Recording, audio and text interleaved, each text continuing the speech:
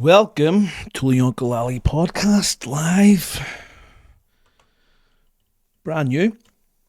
And yeah, I don't assume many people are going to show up. It's going to be recorded so I can use it on other platforms. If you are listening to this on YouTube, Spotify, make sure you give it a like. Or even Facebook. I'm going to upload on Facebook as well. Make sure you give it a like.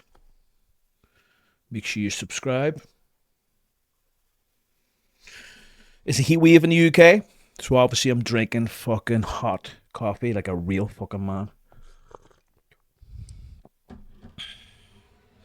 Freeze dried, instant, like a real fucking man. Only faggots drink cold drinks in the heat. Real men drink fucking hot coffee. So, a couple of things we want to go through. I want to talk about stress. Some people get fucking wrong with stress. People don't realise what it fucking is. The little bitches when it comes to it. I don't want you to be a little fucking faggot when it comes to stress. Because everyone gets it wrong. So what is stress? Because most men use the word stress all the time, but they don't fucking understand what it fucking actually is. It's, a very random word that people don't understand. They say, I'm stressed. They say, work is stressing me out. They say, they're burnt out. They say they can't switch off. They say, I'm anxious. Or they say, I'm tired, but I'm wired. They think stress is like some sort of feeling. But it's fucking not. And this is what you need to understand. Stress is not just in your fucking head. Stress is a body response. It's a normal thing. Your body is going to change under pressure. Your heart rate is going to change. Your breathing will change. And your muscles will change. Your hormones, your digestion, your sleep changes. Your attention changes. Your thinking changes as well. And that's why any pressure can make a man act like a different person, because all them stressors affect the body. You can have a man who's calm on a normal day, and then under stress, he's a completely different person. He's snappy, he's a little faggot, he's defensive, he's avoidant, aggressive, completely shuts down. And that's not because he's magically become a different fucking person. It's because of the response of stress. Pressure's changed the state of his body. It's quite normal. And when the body changes behaviour, well, that's when shit happens in your life that's probably not what you want. So if you want to become calm under fire, you want to be calm when shit goes wrong. You can't just say be calm. That's fucking useless. It's kind of like telling a drowning man just to relax. Here, you're drowning, but here, just chill, mate. You might know to relax. Like, what? Its body's screaming in danger still. So you need to understand the actual system first. You have to understand, well, the reason behind stress and the points to it, which I'm going to go through. If you haven't already, make sure you subscribe to me on Kick, by the way. This is fucking new to me, doing this live. Never done it before. So if you have questions, feel free to put them in the chat. So the stress response of the human body is brilliant for short-term physical emergencies. It's what we need. It's why we survived. But it becomes a problem when you as a person switch your stress response on constantly for something more psychological, more in your head. That, of course, like your body has an emergency system, as you're well aware, and it's supposed to help you survive. So you're in the fucking wild and an animal's chasing you, that stress is important to get you to fucking run away. But a lot of men live with that system switched on all the fucking time. Quite a lot. Not because it's a fucking lion chasing them or something, but because they're fucking, they've got tons of emails, they're arguing, they've got relationship problems, they've got business pressure. Social media is giving them an issue, maybe the bad sleep or poor recovery, maybe uncertainty with their life, the shame, fear, the constant noise in their own head. Maybe you've got your own. Maybe you can put your own problem in here with stress. And your body doesn't always know the difference. It just doesn't know the difference. It treats it all the fucking same, no matter what. And that's where men get into trouble. Because we all treat it the fucking same. And it ain't the fucking same. So, if you have any, let me know in the chat what your problem is. Work deadlines get me. Someone said, yeah, it's normal, mate. Imagine it's 2 in the morning. You have something important the next day, whether it's a meeting, a presentation, or a work deadline, like this guy said. Or maybe a different conversation. Something that matters and you need to sleep. But because you need to sleep, now you start fucking stressing about the fact you need to sleep. This is fucking mad. You're sleeping. You're worried about the fact you need to sleep. And then you start thinking, if I don't sleep now, tomorrow is ruined. Now you're even more awake than ever. Happened to me. Couldn't breathe, drink water, anything. Will finish right as rain. As soon as I finish, yeah.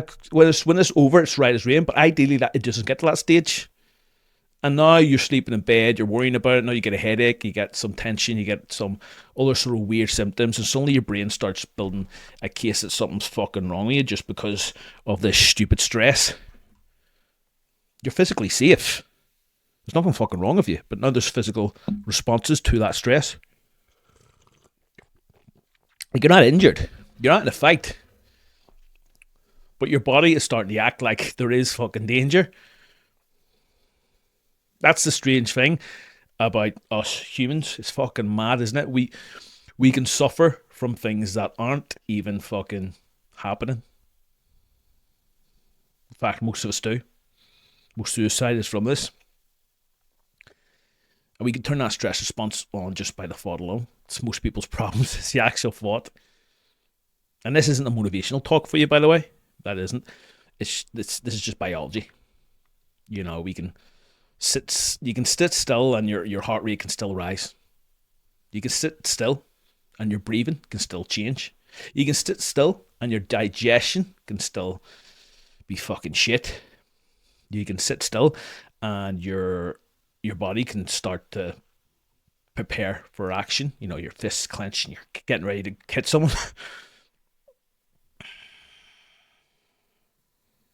Now, someone saying that's all in your head is often a lazy statement because, yes, that trigger might be in your head, but the response is still in your body. It's still an issue. And a thought can still become physical. And memory can still be physical. A fear can become physical. Anyone who's done heights and stuff like that, I'll tell you how to deal with it. Don't worry, mate. Stay tuned. I will.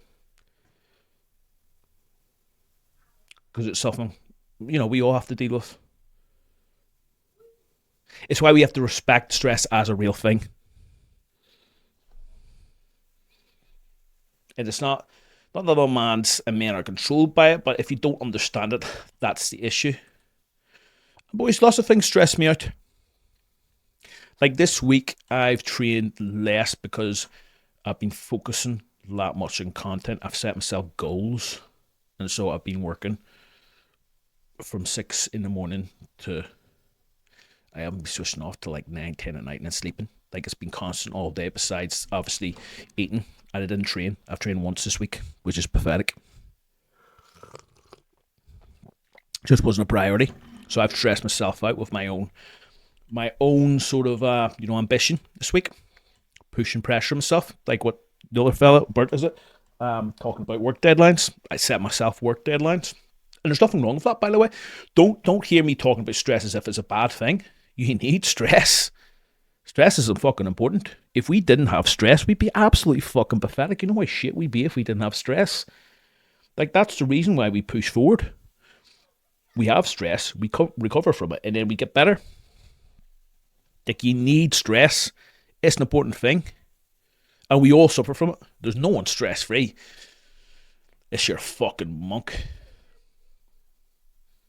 I want you to imagine a zebra on the savannah, the desert, or the jungle, and a lion comes after it. That's not emotional stress. That's not some sort of vague fucking worry. That's not, oh, well, I wonder what people think of me. That's immediate danger. That zebra either fucking runs or it gets fucking torn to shreds. In that moment, that stress response that zebra has is fucking perfect. Because of that, his body mobilizes energy. Its stored fuel is released. Its heart rate goes up. Its blood pressure goes up. The breathing rate of the zebra goes up. The blood gets pushed to all the muscles so it can function and move faster. Attention sharpens, and even pain can be blunted. The digestion slows down because it doesn't need to have a shit right now. It needs to get away. The growth and repair are put on hold because it's not trying to recover right now. It's trying to fucking survive. And reproduction is not a priority either. It's not going to have sex halfway through getting chased, is it? Long-term health right now isn't a priority. Survival is a priority. The short-term health, it's not a fault. That's just some fucking wisdom of the body. It's amazing. That's what stress is. It's a fucking perfect response. You know, you don't need to digest food. You don't need to worry about your testosterone production. You don't need to worry about repairing tissues. You don't need to worry about your physiological, your philosophy and thoughts, or your 5-year plan. Or you need to move. You need to move. Your body's thinking, survive now, repair later. And the stress response in that context is fucking brilliant. That's why I don't want any of you to think of stress as bad. In fact, quite the opposite. It's so useful, but we need to understand it today. I want you to walk away and understand what stress is. It's not bad. It's necessary. You need the stress response. It's how you're going to get better. If you were in a real emergency and your body did not activate, you'd be in serious trouble. If the stress keeps coming, you burn out, mate. And I'll go through that. It's a good question. Because you need adrenaline, you need energy, you need urgency, you need this arousal, you need it from the stress, you need the ability to switch fucking on.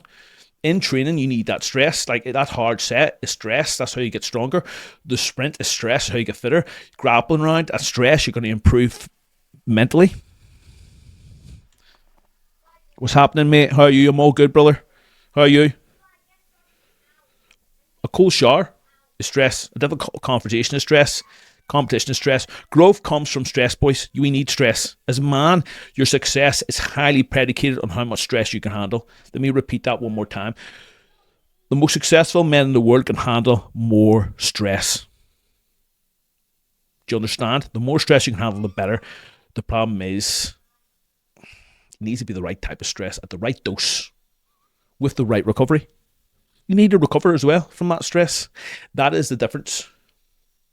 Is the zebra gets chased and the zebra escapes, and hopefully in this case, and the stress response switches on, but then it switches off, and then the animal returns to its baseline. It relaxes. The problem with us humans is, like, I think it was it XYM and XM, like you were saying.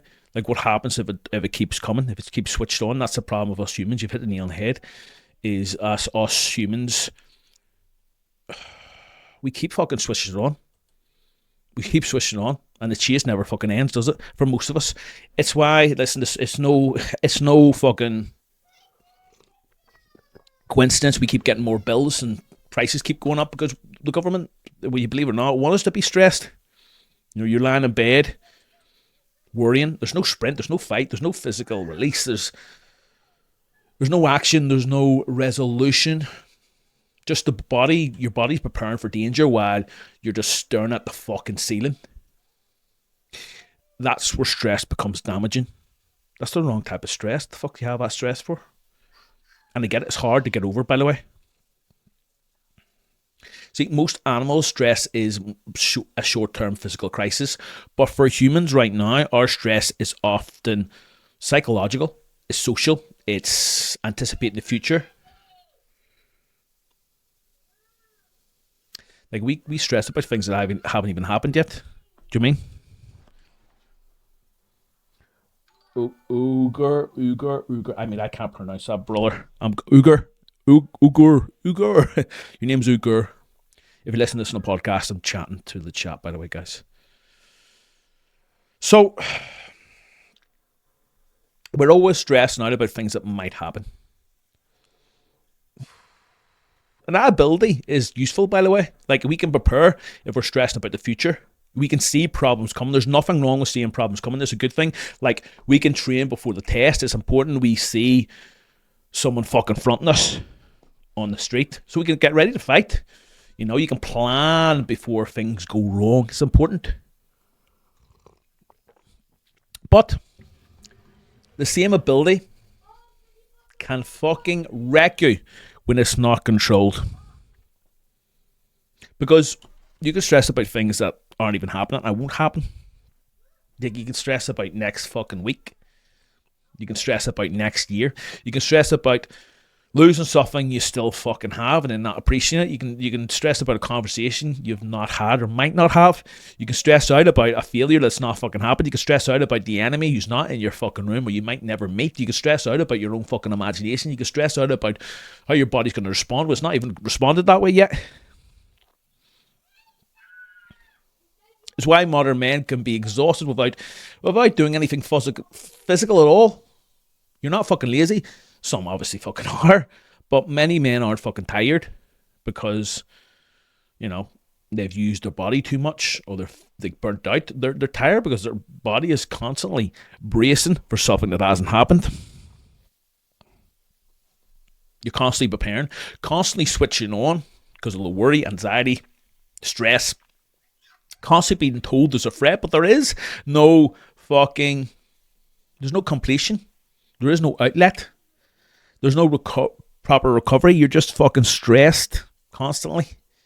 There's no downshift. And this is where I'm going to deal with it today with you. Because stress isn't the enemy. Untrained stress response is the enemy.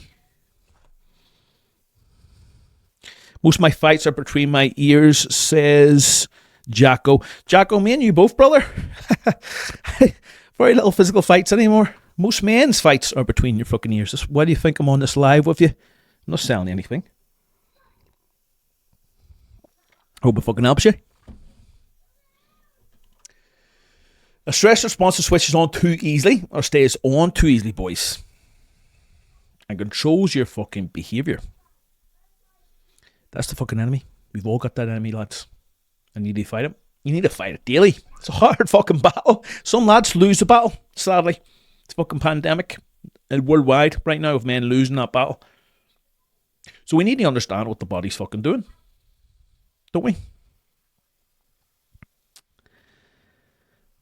I'm not in any state, brother. I am in the United Kingdom, but I'm from Ireland. So, one of the things I want you to understand is homeostasis. Don't confuse that with homosexual, people who pull guard and jiu-jitsu. I don't want to overcomplicate this. Homeostasis just means your body's trying to maintain balance. You know, your body's constantly trying to maintain your temperature, your oxygen, your blood sugar, your blood pressure. Your body's constantly trying to keep you sort of at an even keel within a working range. It's important for you to understand that a stressor is anything stressful is anything that knocks you away from that balance. Do you understand what I mean? So the stress response is what your body does to restore the balance back to homeostasis. That's the simple version. So there's something else called allostasis. I hope I'm pronouncing that right, by the way. But this basically is a more useful way of thinking about this. And allostasis means the body changes to meet demand. See, your ideal state is not always the same. Your heart rate when you are asleep should not be the same as your heart rate during like a hard conditioning session, should it? It should be obviously different. When I put it that way, you can understand. I'm doing sprints. It's not going to be the same as when I'm sleeping. Your breathing in bed, should not be the same as your breathing after a hard 5-round fight or a hard spar. Your blood pressure when you are relaxed should not be the fucking same as when you're, sprinting up a hill.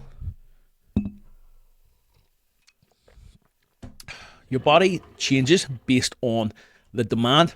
That's a fucking good thing. That's adaptation. Your body constantly adapts. And it's why you can train. It's why you can perform.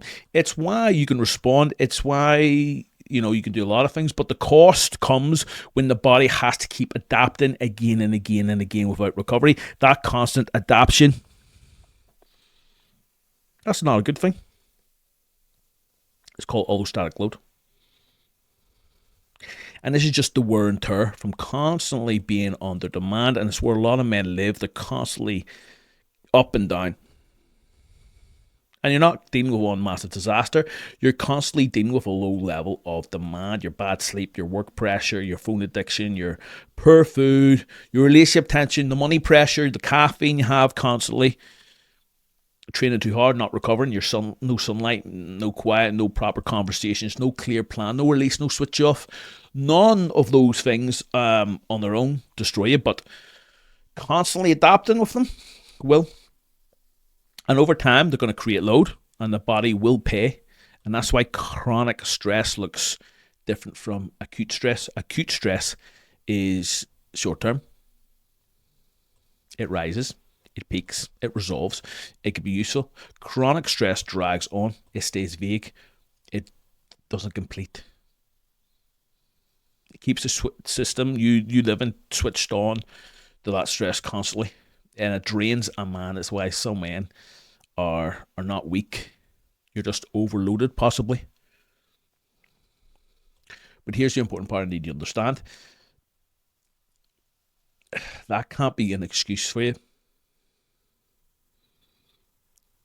We're not using biology to let men off the hook. I'm not letting you off the hook with that. Like, I want you to use your biology to give yourself a better command. You need better commands for yourself. Because once you understand the system of what I'm talking about, you can stop acting like a victim. You can train it. You can manage the inputs and build the outlets. You can recover properly. Jacko's saying you can't switch off. Been there myself, mate, and it's hard. It takes time. You can't keep turning every minor inconvenience into a full body emergency, boys. You've got to learn to stay calm when your body starts rising. This is what this is about.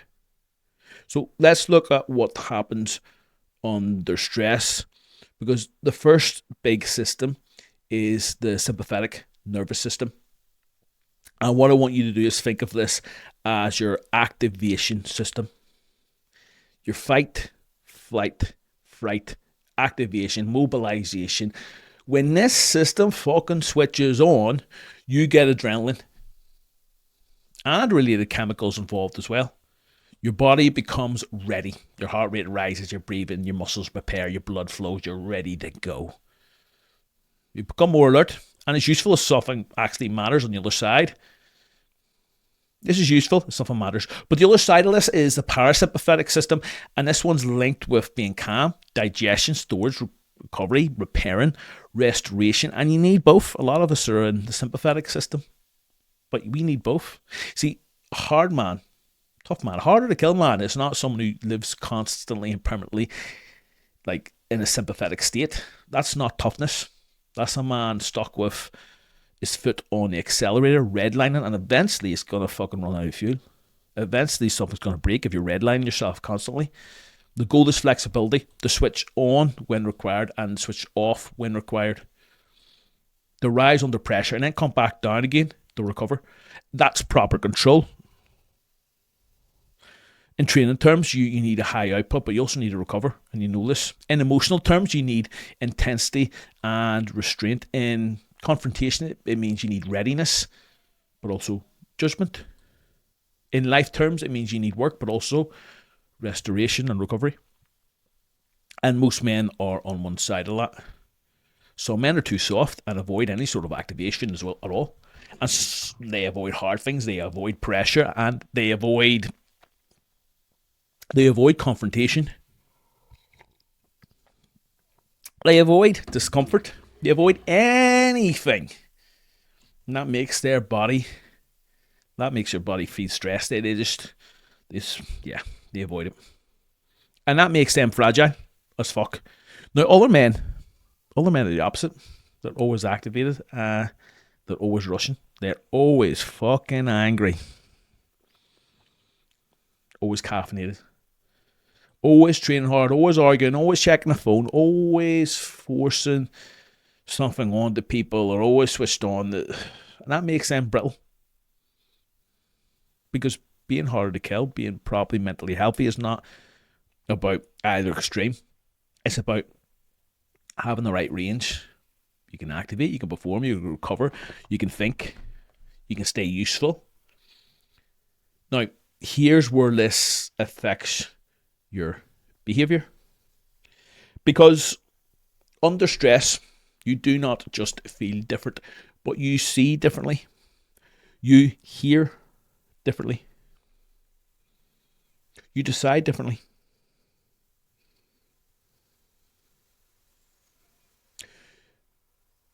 You can become more alert, which is useful. But you can also become narrow. You can miss details. You can misread tone. You can get defensive. You can take things too personally. You can speak too fucking fast, and you can act before thinking. You can freeze, you can avoid people, you can chase relief instead of solving the fucking issue, jumping to alcohol. And that's why pressure reveals training. A man can say he's disciplined, but put him under stress and see what happens. Does he stay strict? Does he still train? Does he eat properly if he's under stress? Does he speak with control? Does he make good decisions? Does he still do the boring basics?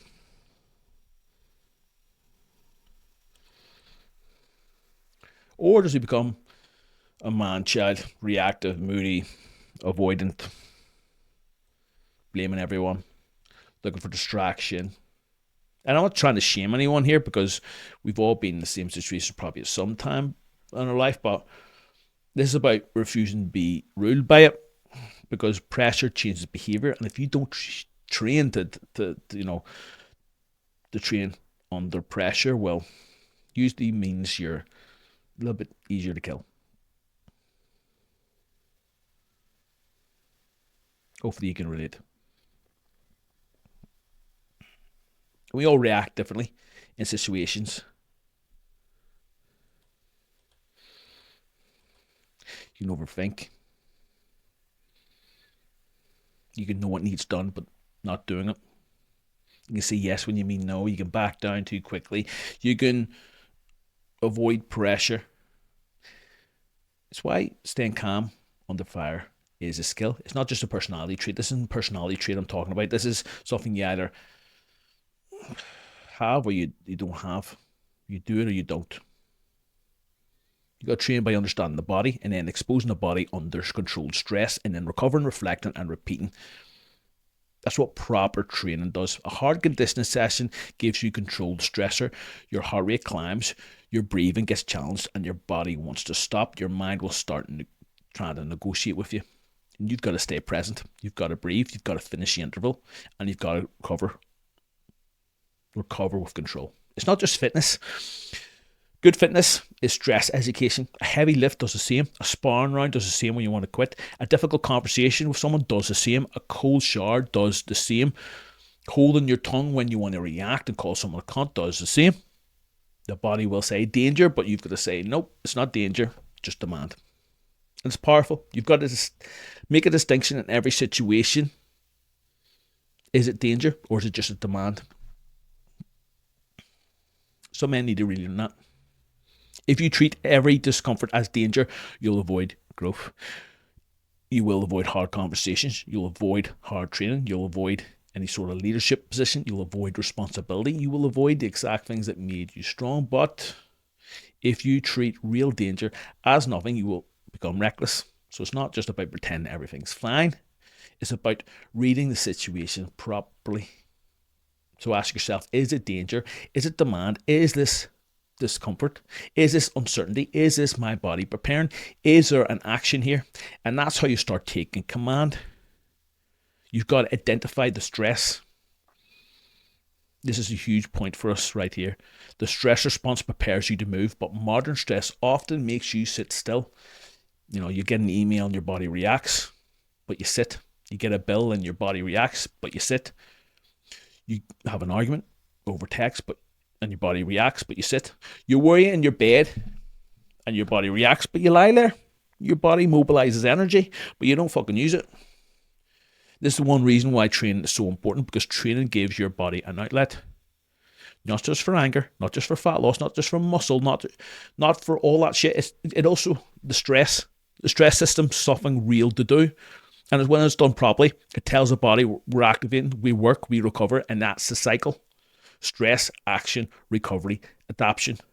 Now, most men are stuck in a different cycle. They stress, they ruminate, they avoid, they go to distractions, they have poor sleep, now they have more stress. And that cycle makes you weaker.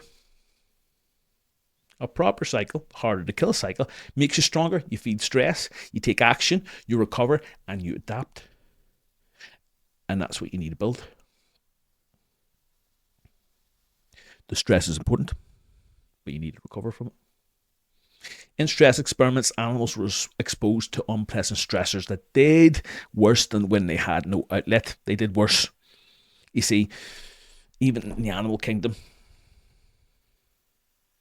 if animals ruminate, they don't have anywhere but the energy. It's proven that they suffer as well. Men need proper outlets, training. It could be walking, it could be writing, it could be speaking to someone. It could be solving the fucking problem. You could be doing breath work, doing something physical. Now, I'll be clear here. Not every outlet is useful either. Some men call drinking an outlet or porn. It's not. Scrolling on your phone isn't. Some call anger an outlet or gambling or overeating an outlet. It's not. A real outlet reduces the stress and makes you feel better. A fake outlet gives you short-term relief and makes you weaker long-term. And that's the standard you need. Ask yourself, is this thing helping me get better, calmer, more capable, or is it just delaying the problem?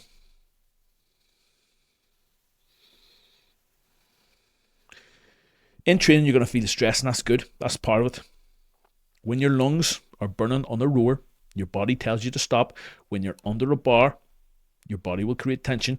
When you are in a hard training session or sparring session, your breathing will get challenged.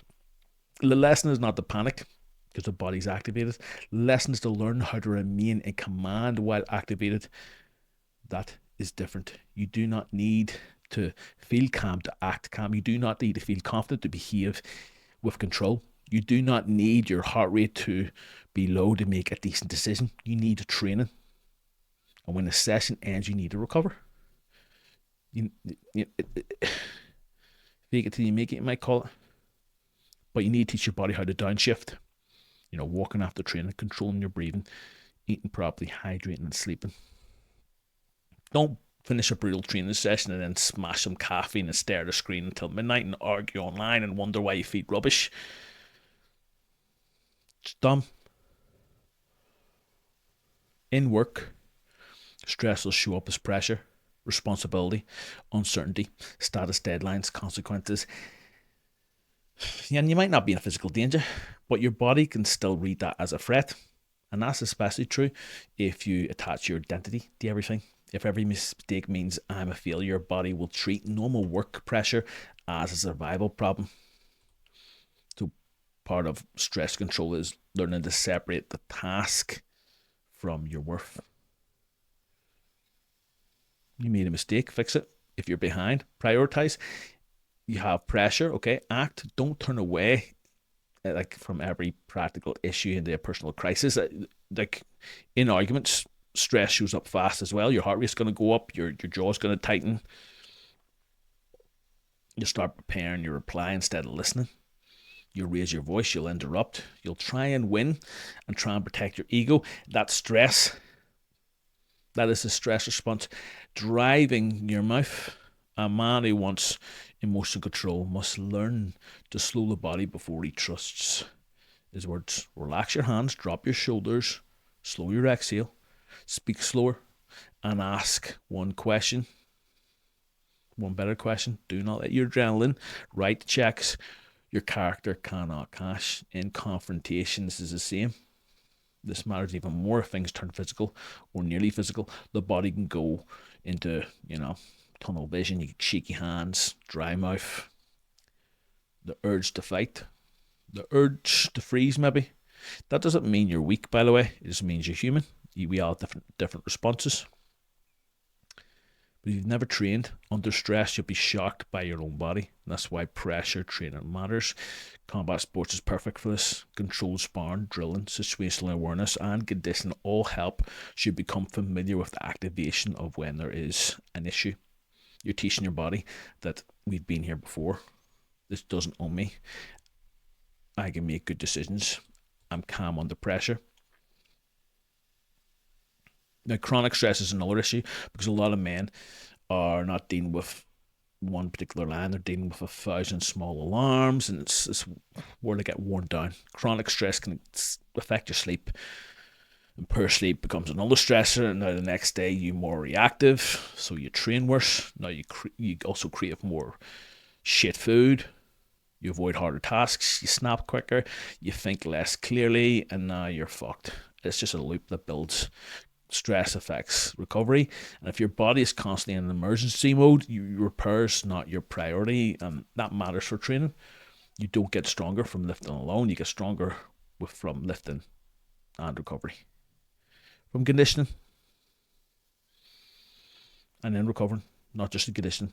You adapt after the stress. So if your life is chaos, your sleep's poor, your food's poor, and the stress is constant, your training or your training is fighting an uphill battle. It just doesn't mean you don't need a perfect life, because no one has that, but you need to respect the total load your body goes through. Hard training, the poor sleep, the arguments, the alcohol, the work pressure, the undereating, overthinking, the caffeine, the financial worry, the lack of sunlight, the no recovery. It all goes into the same system, and it's why some men need to train harder, but it's also why some men need to recover harder. The skill is knowing which one you are. If you are avoiding discomfort, you need more controlled stress. If you're constantly smashed, wired, and reactive, you might need to recover better and have a clearer structure.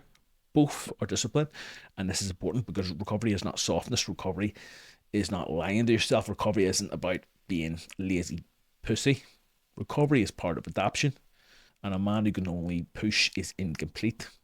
The man who can push and recover and then push again is fucking dangerous. So let's get practical now. Now you've been listening for a while. Don't just say I'm stressed. Ask your body, what is it in the body that's stressed? Is it your jaw, your chest, your stomach, your hands, your breathing, your shoulders, your heart rate? Is it your sleep? Is it your appetite? Is it your mood? Is it the urge you avoid? Is it the urge to react? Start reading the signals of your stress, because if you can't read your body, you cannot regulate it. Second, start naming the stressor. So vague stress is hard to fight. Named stress is workable. So ask, what is the actual threat? What is it happening right now? The stress, is it physical? Is it practical? Is it social? Is it imagined?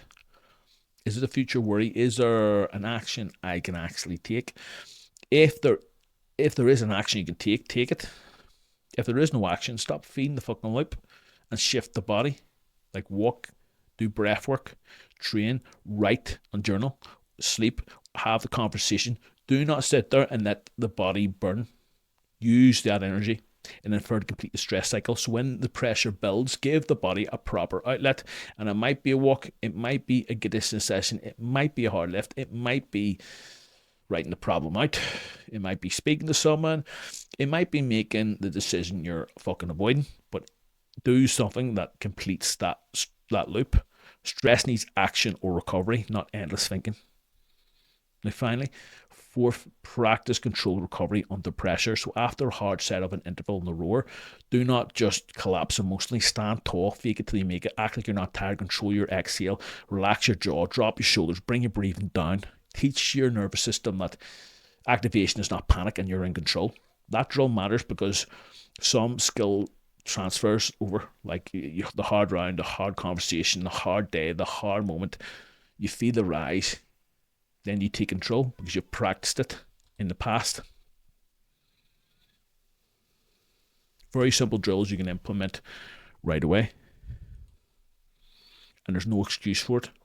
The only excuse is that you won't fucking do it. And you'll come up with a reason why. But you can do it.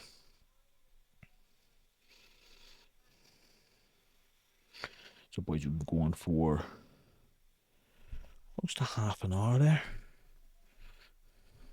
We answer some questions on Instagram.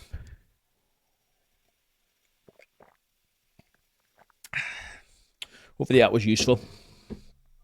I go through this for one-to-one clients. I have an educational portal when clients work with me on my program. That is a little excerpt from it. I'm doing 10 weeks of controlling and dealing with stress right now. So thanks, Ali, mate. That was great, Jacko. Appreciate you staying and watching, mate. I'm going to go live Tuesday and Thursday if you're listening to this on a repeat. So if you ever want to join, you've got questions, fucking join in, boyos. You're always welcome. So, I only had a few questions, to be honest. I know we have more. Tom Bardo. So Tom Bardo asked a question. Tom, by the way, is on Instagram. Tom Pardo _MSN if you want to follow him. He is ex-military, really good guy, really into mental health. If you like mental health stuff, he's a good guy to follow. If this platform disappeared tomorrow, what would you still be doing? What would I still be doing? Well, I wouldn't still be fighting because I fractured my back and I fucking can't fight no more, so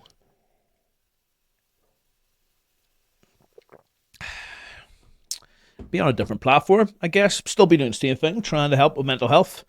So any way I can do that with physically training people, helping men become stronger, fitter, and mentally stronger is probably something I would probably do. I'd probably be along that route.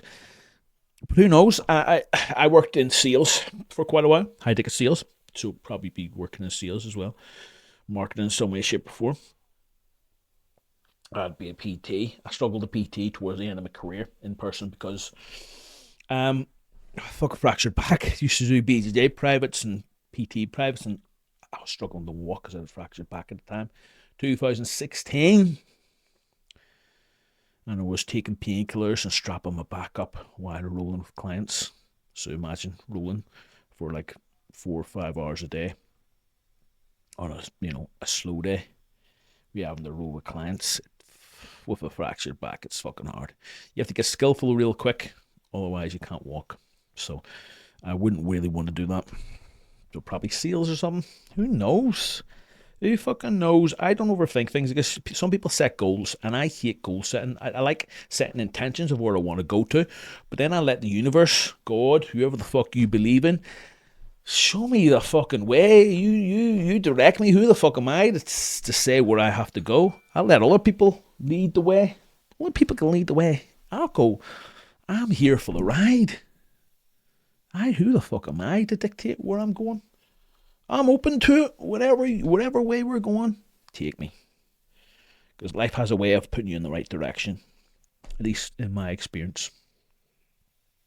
I want to get into BJJ. I want to get into MMA. Training BJJ, but I'm on blood thinner.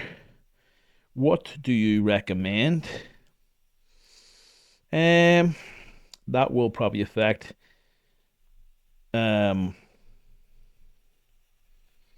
That'll probably affect you if you get caught. So, yeah, it may be, it could be quite dangerous, to be honest. You probably want to avoid strikes and stuff like that. Um, Depends what you're on and how strong it is. Seek a medical professional will probably advise you against it, if I'll be honest. You can probably roll, do a lot of drilling, a lot of jiu-jitsu.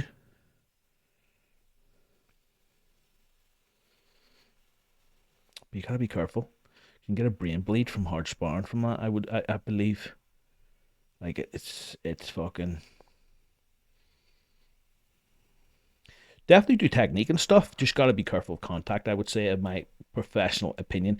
No, that's not to say what I would do. If you're asking me what I would do, you know what I would do. When I was younger, now I'm older. Like not really, not really interested as much now. Do you know what I mean? So, yeah, just gotta be careful. Look, you made hit pads, bag, jiu-jitsu technique and stuff. Just make sure nobody fucking hits you and strikes you. Just gotta be careful. Like anything, mate, though, you can cross the road. Listen, you could fucking cross the road today. Not look both ways. A bus come and get fucking crippled by a bus. Do you know what I mean? Just be careful. Careful if you're on blood thinners. Do you agree the most dangerous people on the planet are often the most friendliest, patient people? Yeah. Matt Glynn, Nicholas. By the way, it was Matt Hayes who asked that blood thinner question. Matt Hayes, 92. Matt Glynn, Nicholas. Matt Glynn and Nicholas, do you agree that most dangerous people on the planet are often the most friendly, patient people? Yeah, in some cases, mate. I don't like speaking in absolutes. Normally, people that are very, very capable don't need to prove anything to other people, so they don't need to.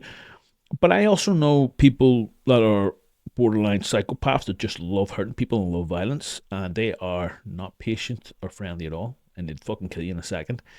I've met both, so people always often say, "Oh, yeah, the most friendly people." Like, me, if you meet a real fucking someone about that life who just likes hurting people, mate, fucking mate, they're fucking dangerous. They exist. People like that exist that just want to hurt people, and so it's both. The vast majority of good martial arts or martial artists and combat sports enthusiasts are quite patient. I will agree, but I wanted you to be aware of the exception.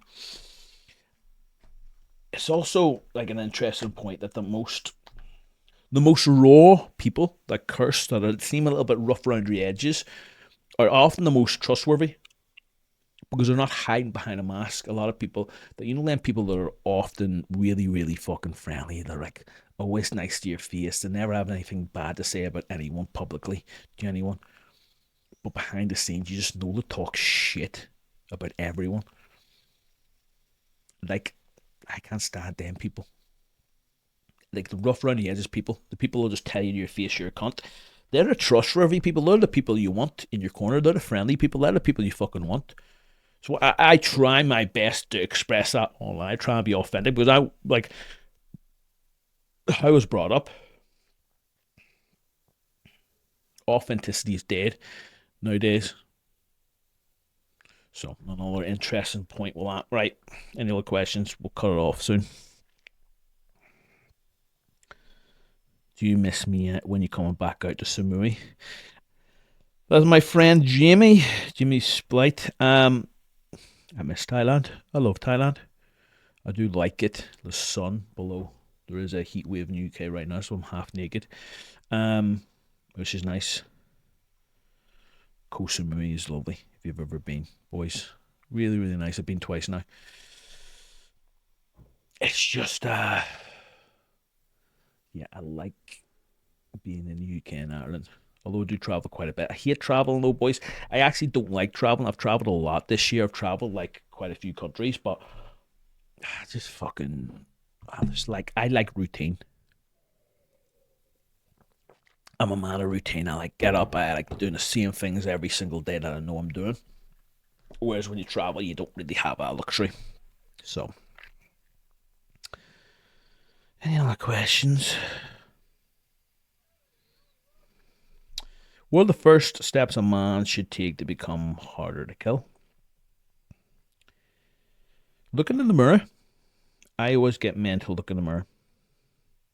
I don't mean just physically. I mean obviously physically.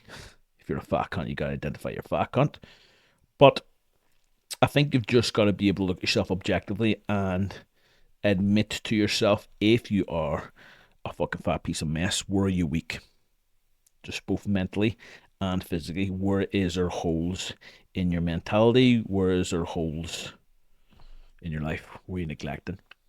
I think most men go wrong where they make assumptions. You've got to look deep inside, see where your weak points are. We avoid the things we don't want to do normally. So sometimes that is a place you need to look. Anyway, I think we've gone on long enough. We're going to be back again on Tuesday, I believe. So if you enjoyed it, give it a like. And I will see you in the next one, boyos. See you soon.